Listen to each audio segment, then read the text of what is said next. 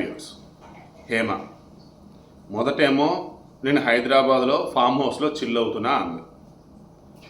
నా మీద ఎవరు పెడితే వాళ్ళు ఇష్టం వచ్చినట్టు కనుక రేవ్ పార్టీలో ఉన్నాను, డ్రగ్స్ నాకు హడావుడి చేస్తూ ఊరుకోను అంది.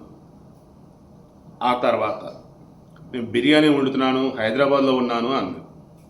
ఆ తర్వాత బెంగళూరు పోలీసులు ఇదేనా బిర్యానీ వండేది అన్నట్టు ఏ డ్రెస్సులో అయితే ఆమె వీడియో చేసిందో అదే డ్రెస్సులో ఆ రేవ్ పార్టీకి అటెండెంట్ పిక్ వాళ్ళు రిలీజ్ చేశారు.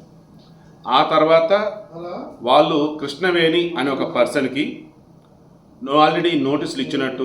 వాసవి ఆన్లైన్ సర్వీసెస్ మా వద్ద పాస్పోర్ట్ వీసా సర్వీసెస్ కలవు. వీసాలో 99% అప్రూవల్ సక్సెస్ రేట్ ఉంది. Please contact 8019482544. అండ్ అదే కృష్ణవేణికి సంబంధించి ఆల్రెడీ డ్రగ్ టెస్ట్ చేసినట్టు, ఆ డ్రగ్ టెస్ట్లో పాజిటివ్ వచ్చినట్టు ఇవన్నీ కూడా మెన్షన్ చేయడం జరిగింది వాళ్ళు.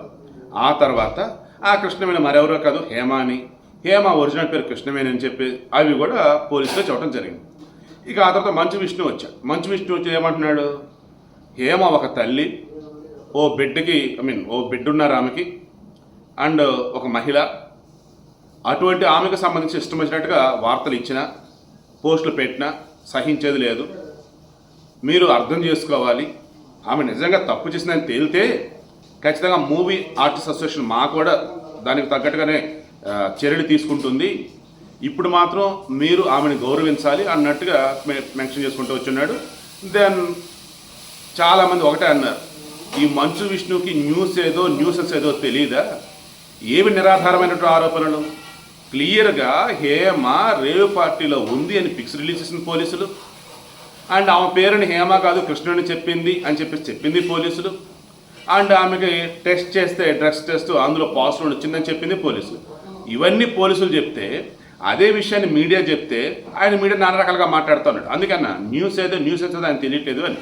ఇక ఇప్పుడు లేటెస్ట్ ఏంటి, కన్నడ మీడియా ఏం చెప్పింది, హేమని విచారించి పంపించండి, ఆమెని ఎక్యూజ్డ్ అన్నట్టు, ఆమె మీద కేసు పెట్టి లోపలేయాలన్నట్టు దయచేసి చేయకండి అన్నట్టుగా ఆంధ్రప్రదేశ్ నుంచి కొంతమంది రాజకీయ నాయకులు పదే ఈ బెంగళూరు సిసిబి పోలీసులకు ఫోన్ చేస్తున్నారని వాళ్ళే మీడియా చూడడం జరిగింది, కన్నడ మీడియాకి. సో ఎప్పుడైతే కన్నడ మీడియాలో ఇది వచ్చిందో ఇమ్మీడియట్గా వాళ్ళు హేమని కాపాడుతున్నారా లేదంటే కాపాడదామని చెప్పేసి తెలియకుండా నిరికిస్తున్నారన్న ఫీలింగ్ నాకు వచ్చింది.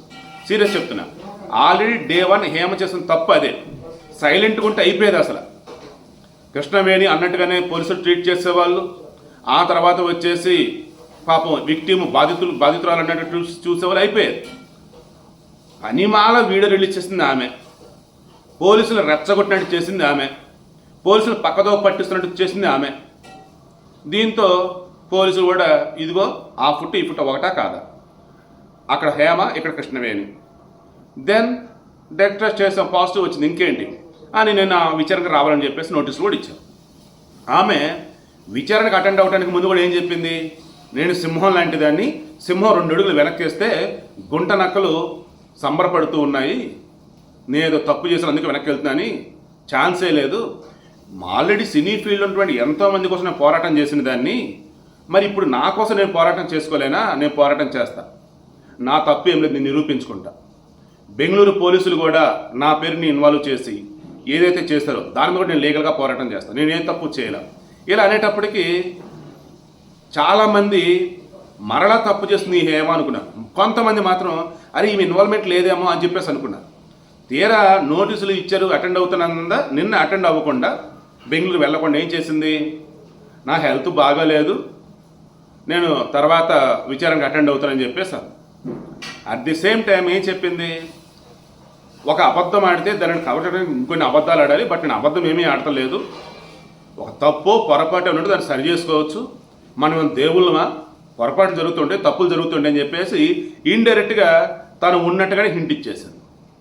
నేను లేను అని చెప్పడం అనేది ఏదైతుందో నా పొరపాటు అన్నట్టుగా చెప్పుకుంటా వచ్చాను, ఓపెన్గా చెప్పాల, ఇండైరెక్ట్గా. సో ఇవన్నీ చూస్తున్నప్పుడు ఏమనిపించింది, ఒకే ఒకటి చాలా క్లారిటీగా, తాను భయపడుతుంది.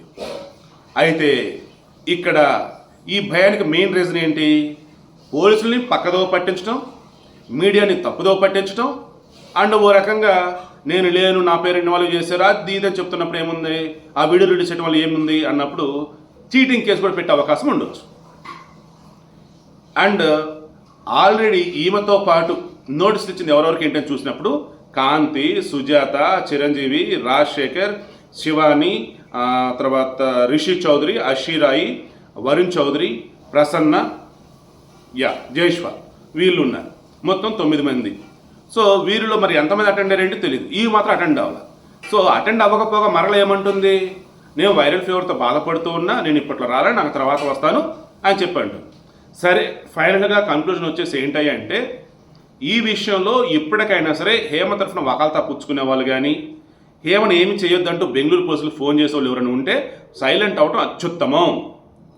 అండ్ హేమ కూడా జరిగింది ఏంటి అన్నది చక్కగా బెంగళూరు వెళ్ళి అక్కడ ఉన్న వాళ్ళకి పోలీసులకు మొత్తం ఎక్స్ప్లెయిన్ చేయగలిగితే, తాను ఎందుకు ఒకవేళ వీడియో రిలీజ్ చేసినప్పుడు నిజంగానే అబద్ధాలైనా లేదా పొరపాటైనా భయపడుతూ ఉన్నా, ఆమె వయసు 56 సంవత్సరాలు కాబట్టి, ఇండస్ట్రీలో 475 సినిమాలు తీసింది కాబట్టి, తనకంటూ పెళ్ళిడికి వచ్చిన కూతురు ఉంది కాబట్టి, తనకంటూ ఫ్యామిలీ లైక్ ఒక కన్విన్స్ చేసే విధానం అన్నది పెద్దరికంతో కూడి కనుక ఉన్నట్టయితే పోలీసులు కూడా సర్లే అని చెప్పేసి వదిలేసే ఛాన్స్ ఉండొచ్చు. అలా కాకుండా నేను సింహాన్ని, నేను ఏ తప్పు చేయలే, నేను ఏ అబద్ధం ఆడను, నేను లీగల్గా ఫైట్ చేస్తా, పోరాటం చేస్తా అని ఉంటూ కనుక స్టిల్ అలాగే కనుక ఉంటే ఇబ్బంది ఎదుర్కొనే ఛాన్స్ అయితే ఉండొచ్చు.